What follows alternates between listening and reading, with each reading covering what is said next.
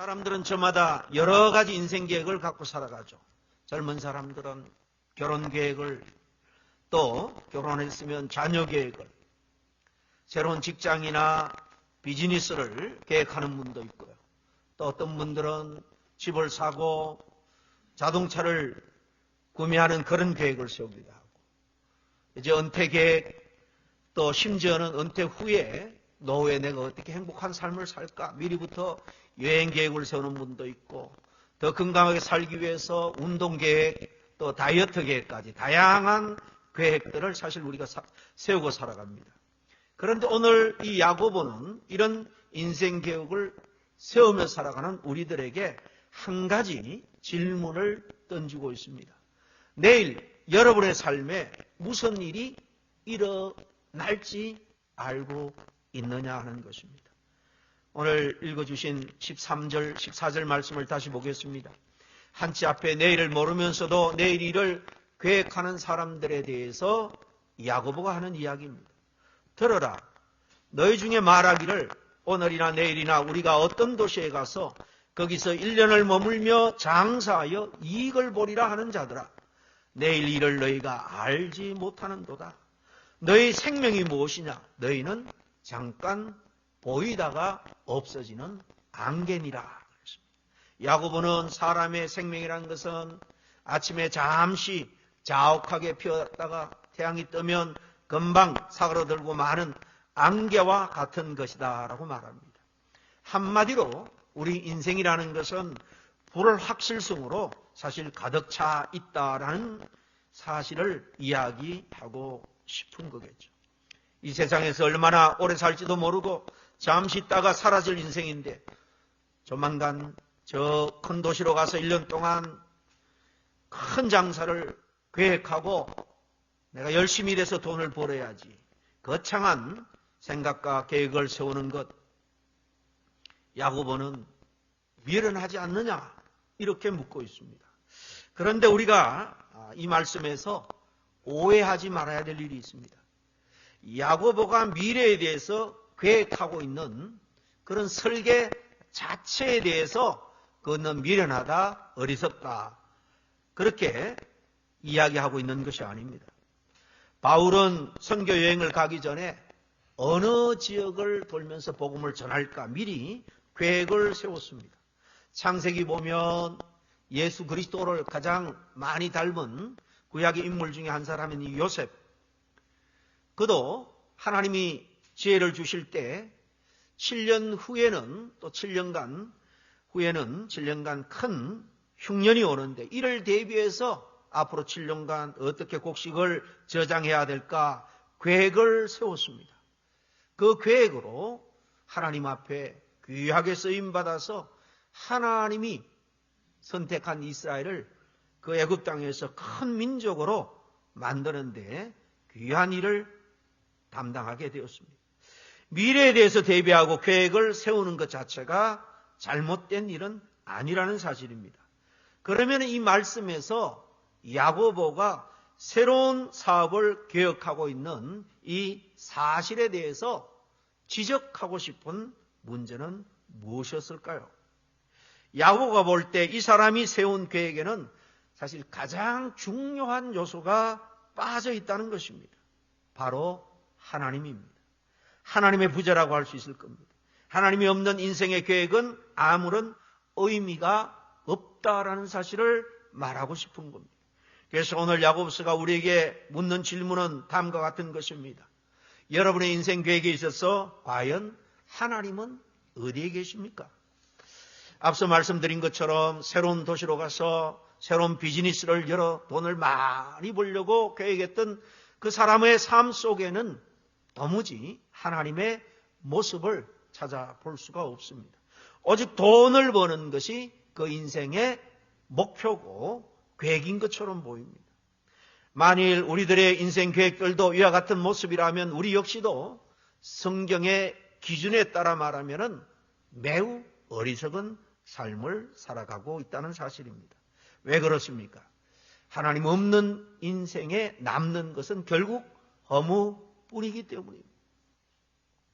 여러분, 세상 사람들은 우연히 이 땅에 태어나서 수명 다하면 죽는 것으로 한 인생이 다 끝이 난다라고 생각을 합니다. 그렇기 때문에 사는 동안 어찌하든 부자가 되고 성공하고 남 위에서 군림하고 그래서 정말 배부르게 세속적으로 말하면 남보다도 더 정말 많이 가지고 높은 자리에서 군림하며 살아보겠다라고 몸부림칩니다.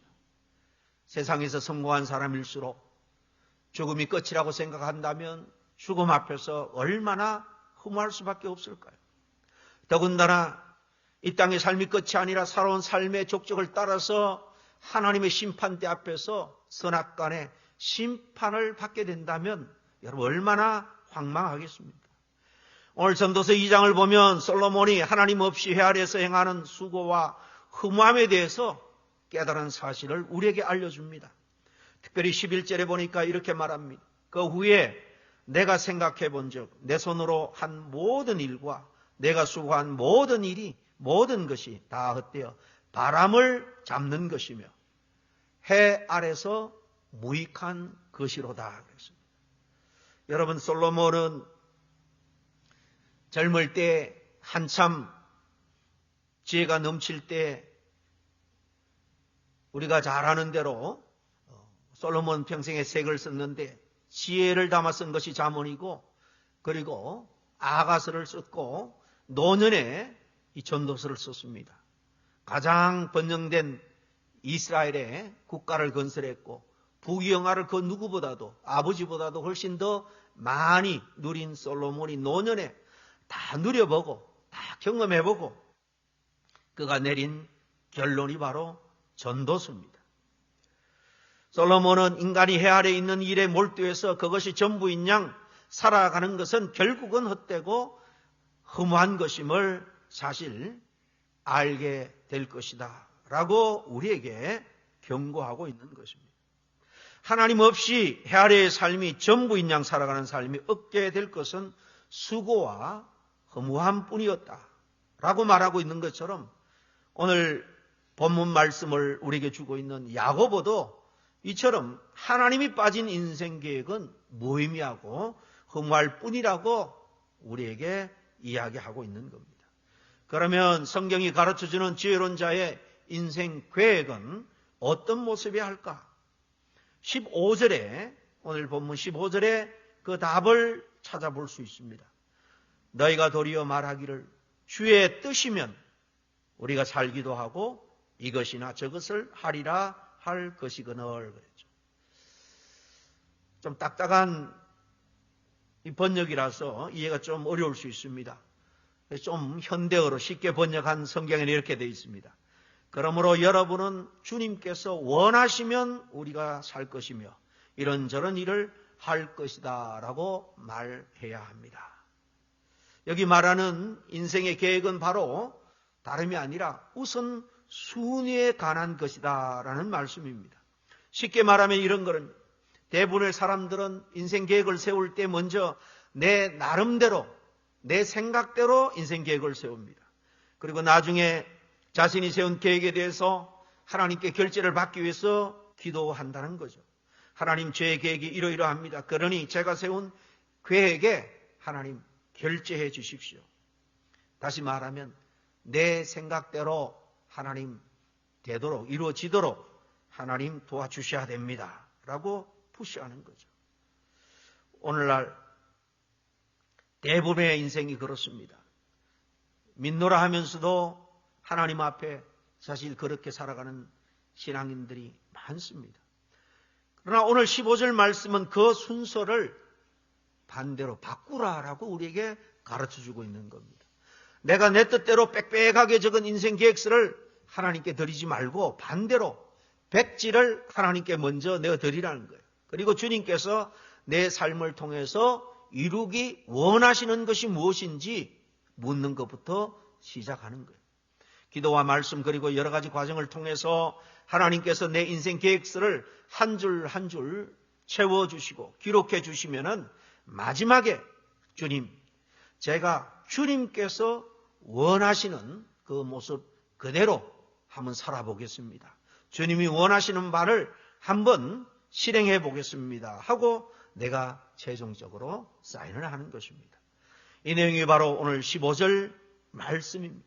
주님께서 원하시면, 주님이 뜻하시면 내가 이런저런 일을 하겠습니다.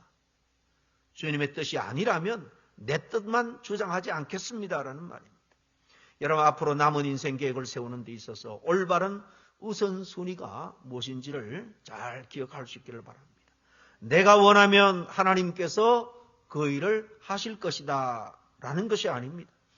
그것은 하나님을 하나님으로 인정하는 것이 아닙니다. 반대로 나는 주님께서 원하시는 일을 하며 살아가겠습니다 라고 하는 게 신앙적으로 올바른 순서인 겁니다. 이게 우리 인생의 가장 높은 자리, 가장 우선순위에 바로 우리의 주님을 올려드리는 일입니다. 그럼 지금까지 우리의 인생 계획은 어떠했습니까? 내가 원하는 모습을 나 홀로 다 그려놓고 하나님의 결재만을 기다리지는 않았습니다. 우리 인생 계획을 철저하게 나 중심으로 세워놓고는 단지 하나님을 내 계획을 이루기 위한 도우미 정도로 생각하면서 살아오지 않았나 하는 것입니다. 이처럼 우리는 하나님을 내 삶의 주변부로 밀어내는 것이 아니라 하나님을 내 마음의, 내 삶의 중심에 올려드리고 살아야 한다는 것입니다. 이것이 바로 하나님을 믿는 믿음의 자세입니다. 여러분도 잘 아는 내려놓음이란 책이 있습니다. 몽골에서 선교하신 이용규 선교사님이 쓴 책인데 거기 뒷표지에 보면 이런 글이 있습니다.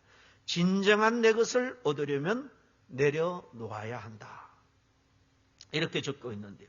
우리가 움켜쥐고 있으면 하나님이 역사하지 않지만은 내려놓으면 그때부터 하나님이 움직이신다라는 것입니다. 그 책 안에 보면 이 놀라운 깨달음을 얻게 된 것이 어느 날 하버드 대학에서 원래 서울대 학부 또 석사를 마치고 하버드에서 박사 공부를 할 때 경제적으로 참 어려웠답니다. 어렵게 박사 공부를 하다가 자녀들이 장난감을 가지고 싶어도 넉넉지 못하니까 잘 사주지 못하다가 어느 날 큰 마음을 먹고 아이를 데리고 이제 장난감 가게로 간 거예요. 눈이 희둥거려진 아이가 양손에 장난감을 잡고 이 계산대로 가는데 계산대 올려놓는지 놓지를 않는 거예요. 왜냐하면 자기 손에서 떠나면은 자기 것이 되지 못할 줄 알고 아버지가 설득을 하는 거예요. 야, 여기 올려놓고 계산을 해야지 이게 네 것이 되는 거야. 어린아이는 생각이 짧으니까 아주 오랜만에 갖게 된 장난감을 빼앗길까 해서 손에서 놓지 못하는 거죠. 주변 사람들의 부러움과 기대를 한 몸에 받으면서 학위를 받았지만 신앙생활하면서 놀라운 깨달음을 얻은 이용규 선교사님은 그 학위까지도 사실 내려놓고 이것을 사용해서 하나님의 영광을 위해 사용할 수 있는 필요는 없을까 기도하면서 가족 모두가 그 당시에 가장 어려운 국가 중에 하나인 몽골로 가서 하나님의 말씀을 전하고 또 낙후된 또 학문을 그곳에서 펼치기를 원했습니다. 선교사님은 그쪽에서 자신의 삶을 책임지려고 애쓰는 우리 현대인들에게 하나님께서 우리의 인생을 책임져 주시니까 하나님께 맡기라는 거예요. 내가 내 인생을 다 책임지겠다고 바둥바둥 이것저것 움켜쥐면 결국 마음의 쉼도 평안도 누리지 못하니까 우리의 주인 되신 하나님께 내려놓고 맡기라. 그러면 진정한 쉼과 평안을 누릴 것이다 라고 이야기합니다. 그 책 속에 이런 얘기도 있습니다. 영적으로 어린아이인 우리는 내려놓으면 빼앗긴다고 생각한다. 그래서 더 움켜쥐려고 한다. 하지만 끝까지 잡고 있으면 우리 것이 되지 못한다. 오히려 우리가 움켜쥔 것이 우리를 옥죄게 된다. 우리가 붙잡고 있는 문제는 그렇게 쉽게 해결되지 않는다. 하나님께 내 문제를 내려놓고 내 인생의 계획까지 내어드려야만 해결받을 수 있다. 그러려면 잠시 내 것을 내려놓는 과정이 필요하다 그랬습니다. 유학생들을 위한 스웨덴의 코스타라고 있습니다. 코스타 뒤에 강사로 이제 말씀을 전할 기회가 있었는데 감동이 되었는지 한 유학생이 찾아와서 저도 어떻게 하면 선교사님처럼 살아가면서 매 순간순간 하나님의 말씀을 듣고 그 말씀의 뜻대로 내가 살아갈 수 있겠습니까? 라고 질문을 하는 거예요. 남은 삶의 우선순위를 내가 하나님께 이제 어떻게 하면 고정을 하고 살아갈 수 있겠습니까? 라는 질문이었습니다. 선교사님은 이렇게 대답했습니다. 하나님은 우리의 삶에 말씀하시기를 원하세요.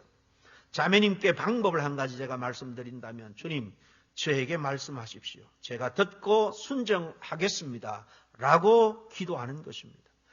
100% 주님의 말씀에 순종하겠다는 결단 없이는 하나님의 음성을 듣고 또 그 말씀을 우리가 제대로 분별하지 못합니다. 그래서 말씀을 들어보고 내 머리로 이해되면 순종하겠다는 것이 아니고 하나님의 말씀이 떨어지면 그냥 전적으로 내가 그대로 순종해 보겠다는 결단이 있을 때 그때부터 하나님의 음성이 들리고 하나님의 인도하심을 구체적으로 될 것이다 라는 말입니다. 이렇게 하나님의 음성을 듣고 인도함을 받을 때에 주의해야 될 것이 있습니다. 말씀드린 것처럼 하나님과 흥정하려고 하지 말아야 한다는 겁니다. 하나님 일단 말씀해 보세요. 나를 향한 하나님의 계획을 들어보고 내가 이해가 되고 내게 좋을 것 같으면 제가 그대로 따라가죠. 제 생각이 더 나은 것 같으면 그때는 우리 적당하게 절충합시다. 이런 자세로 하나님의 뜻을 구해서는 안 된다라는 말씀입니다. 이 선교사님은 우리의 삶을 하나님께 완전히 드리는 것을 가리켜서 인생의 백지수표에 서명을 해서 주님께 드리기, 주님께 넘겨드리기라고 표현을 했습니다. 저는 이 표현이 오늘 성경 말씀이 우리에게 지금 말씀하고 있는 내용과 정확하게 일치한다라고 생각을 합니다. 오늘 15절 말씀처럼 주님의 뜻이면 주님이 원하면 제게 지금 당장 계산을 해보니까 덕이 됩니다 안 됩니다 그렇게 따지지 않고 말씀이니까 주님의 뜻이니까 주님이 원하는 바니까 내가 그저 순종하겠습니다. 따르겠습니다. 내 인생의 백지수표를 주님께 넘겨드릴 때에 비로소 주님의 뜻이 나에게 얼마나 축복이 되는지 깨닫기 시작되고 또 내 삶을 향한 주님의 정말 먼 미래까지 계획까지도 보이게 된다는 것입니다. 많은 분들이 하나님께 자신의 계획표를 백지로 드리지 못하고 주저하는 이유가 뭘까요?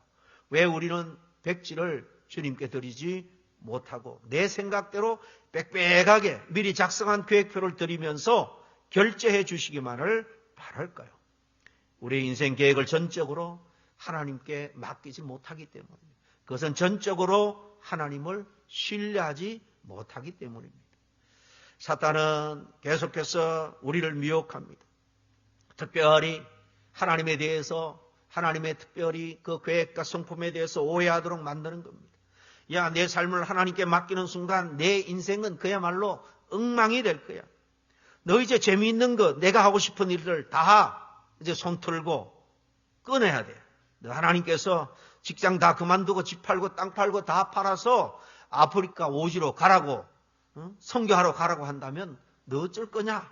그러면서 계속해서 하나님의 말씀을 듣지 못하게 하는 거예요. 하나님께서 우리의 삶을 인도하기를 원하지만은 하나님을 오해하게 만드는 겁니다. 세상에서 주인 노릇 이 사탄은 우리들이 계속해서 인생의 소유권을 꽉 붙들고 있으라고 유혹합니다. 내 인생은 내 거야. 내가 책임져야 돼. 그 누구도 책임져 줄 수 없어. 그런 얘기 많이 하죠. 일면 맞는 이야기 같지만은 우리 인생 우리가 책임질 수 있습니까? 당장 질병이 우리에게 찾아온다면 약으로 수술로 치유될 수 있는 것도 많지만은 점점 의술로도 해결할 수 없는 질병들 얼마나 많습니까? 눈에 보이지 않는 질병이지만은 여러분 그 앞에 우리가 어떻게 우리 운명을 내가 책임지고 내가 개척해 나갈 수 있겠습니까? 그러나 사단은 계속 유혹합니다. 내 인생은 내 거야. 그 누구도 널 좌우지할 수 없어. 굉장히 일리 있는 말 같습니다. 하나님 앞에 내려놓으면 마치 모든 것을 잃어버린다라고 속삭이면서 하나님께 가지 못하게 하는 거예요. 하나님을 의심하게 만듭니다. 여러분 곰곰이 생각해 보면 우리가 하나님께 우리 인생에 대한 주님의 뜻과 계획을 묻지 않는 이유는 주님의 말씀을 사실 제대로 듣지 않기 때문입니다. 하나님께 물어도 듣지 못하는 이유는 우리가 순종하려고 듣지 않기 때문입니다. 하나님께서는 우리의 인생 계획을 먼저 주님 앞에 내려놓으라라고 말씀합니다. 내 삶을 하나님께 내려놓을 때 진정으로 우리의 것이 된다는 거예요. 또 하나님께 내려놓음으로써 더 좋은 것을 얻을 수 있다는 것입니다. 우리가 하나님께 우리의 삶을 내려놓을 때 하나님은 우리에게 세상이 줄 수 없는 참 자유와 평강을 주시는 것입니다. 우리는 어린아이처럼 그냥 어린아이에게 있어서는 당장 손에 쥔 사탕이 최고인 줄로 압니다. 그러나 양손에 사탕만 꼭 웅크쥐고 있으면 부모가 더 좋은 것을 줘도 결코 자기 것이 될 수가 없습니다. 그것을 놓아야지 더 좋은 것을 취할 수 있는 것입니다. 한번 마음으로 여러분 고백해 보시길 바랍니다. 주님, 제게 말씀하십시오. 제가 듣고 이제 전적으로 50%가 아니라 100% 전적으로 순종하겠습니다. 주님의 말씀에 대한 완전한 순종의 결단이 없이는 우리의 삶을 향하신 주님의 뜻, 주님의 계획을 우리가 깨달을 수도 그것을 정말 내 것으로 이룩할 수도 없는 것입니다. 내일이나 다음날 다른 도시에 가서 새로운 비즈니스를 열어서 장사하는 것, 그 자체가 결코 나쁜 게 아닙니다. 그러나 그것이 정말 하나님께서 오늘 나에게 원하시는 삶의 모습인가에 대한 하나님의 음성, 하나님의 뜻을 먼저 물어보아야 할 겁니다. 지금 내가 살아가는 일상이 하나님의 인도하심을 따르는 길이고 하나님의 뜻을 이루어가는 길임을 확신할 때 그 인생은 썩지 아니할 정말 영원한 가치가 있는 보람된 그런 삶을 살아낼 수 있을 겁니다. 우리 그리스도인의 생존 기반은 결코 돈을 축적하는 것이 아닙니다. 이것저것 좋은 거 많이 먹고 해서 백수하고 그보다 훨씬 장수하는 것, 그게 다가 아닙니다. 지난 한 주 동안 저희 처 이모님이 95세로 소천을 했습니다. 그리고 제 동기 목사님, 장모님 소천 소식이 올라왔는데 그분도 95세예요. 그래서 위로의 글을 올리니까 목사님이 충분히 장수하셨고 사실 10여 년 동안 병석에서 고생을 많이 했는데 이제 믿음으로 평안한 곳으로 가셨습니다. 이 이모님도 사실 한 7, 8년 병석에 누워 계셨던 것 같아요. 여러분, 돈 많이 가지고 오래오래 산다고 결코 성공한 인생, 행복한 인생이 아닙니다. 죽음 앞에 섰을 때 내 영혼을 책임져 줄 수 있는 하나님의 품 안에 우리가 들어갈 수 있느냐, 없느냐에 따라서 어떤 사람은 죽음이 영혼으로 들어가는 축복의 관문이 될 수도 있고 어떤 사람은 정말 말로 다 할 수 없는 황망함 가운데 죽음 앞에서 몸부림칠 수도 있습니다. 하나님은 우리에게 보다 더 가치 있고 영원한 생명을 주기를 원하십니다. 그러한 삶을 살아갈 수 있는 길을 가르쳐주고 싶어 합니다. 따라서 주님의 뜻이라면 그 뜻이 무엇이든지 따라 살아갈 수 있는 순종의 삶을 살 수 있어야 합니다. 안타깝게도 야고보는 많은 사람들이 허탄한 자랑을 하며 인생 계획을 세우고 있다라고 말하죠. 오늘 16절에 뭐라고 말합니까? 이제 너희가 허탄한 자랑을 하니 그러한 자랑은 다 악한 것이니라 그랬습니다. 여러분 여기서 허탄한 자랑이 뭘까요? 사람이 계획을 세울 때 하나님의 뜻에 초점을 맞추지 않고 교만하게 말씀드린 것처럼 자기 자신이 자기의 운명을 다 통제하고 책임질 수 있는 것처럼 그렇게 자랑하는 것을 의미합니다. 지난 2019년 코로나가 지구촌을 덮기 전에 한국에서 자신 있게 음식점을 개업한 사람들 중에 누구 하나 내가 개업하는 이 가게는 절대 망할 리가 없어. 그렇게 생각하고 망할 것을 예상하고 가게를 오픈한 사람이 어디 있겠습니까? 아무도 예상하지 못한 코로나 팬데믹이 들어닥치니까 몇 개월 동안 심각할 때는요, 평균 한국에 1600개의 식당이 폐업을 했다라는 그런 뉴스를 읽은 적이 있습니다. 한치 앞을 모르는 것이 인생입니다. 다른 사람들은 몰라도 나는 절대 망하지 않아. 나는 평상시 운동 열심히 하니까 앞으로 병원 갈 일도 없어. 이런 식으로 자기 자신의 운명을 통제할 수 있는 것처럼 생각하면서 살아가는 사람이 바로 허탄한 자랑이에요. 우리 예수님께서도 이와 같이 인생의 불확실성을 깨닫지 못하고 자신에게 주어진 시간이 영원한 것처럼 생각하거나 마치 자신의 운명을 다스릴 수 있는 것처럼 교만하게 생각하는 이들을 향해서 어리석은 자다라고 말하신 적이 있습니다. 누가복음 12장에 보면 어리석은 부자에 대한 비유가 나오죠. 한 부자가 그 해에는 추수를 했는데 평소보다도 배나 많은 소출을 했습니다.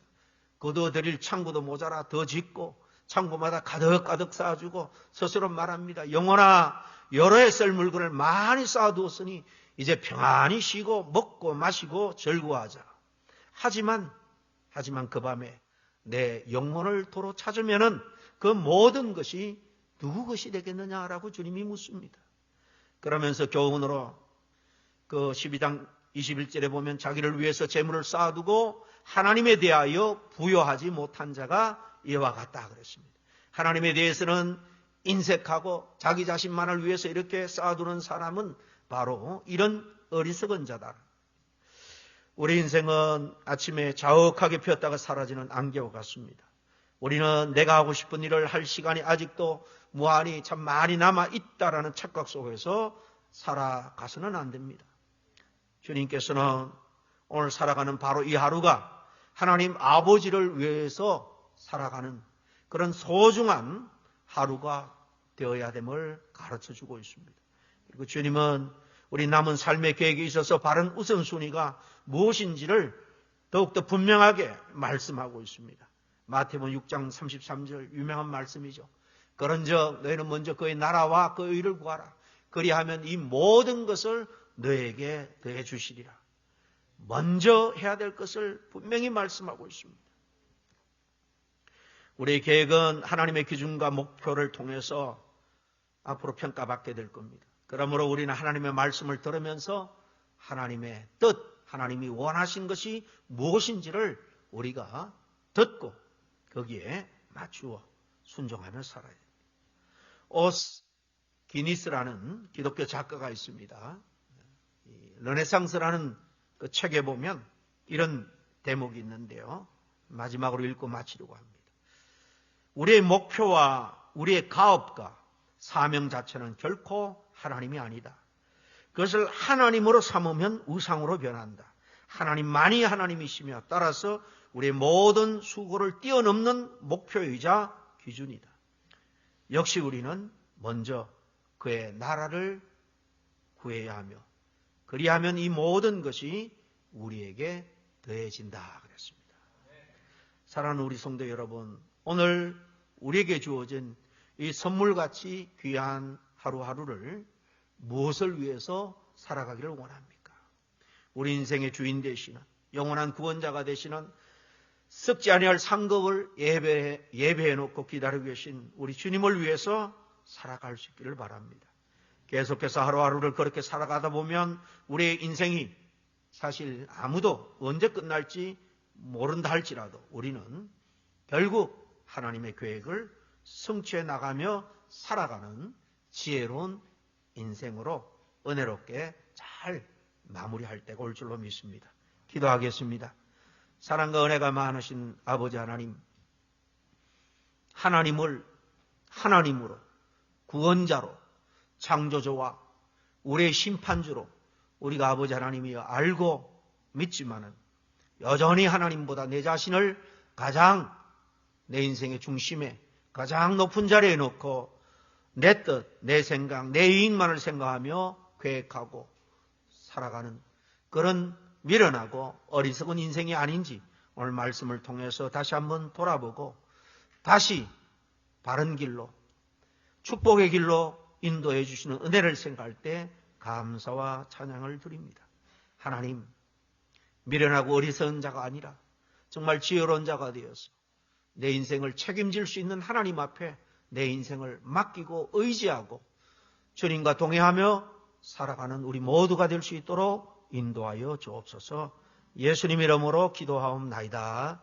아멘.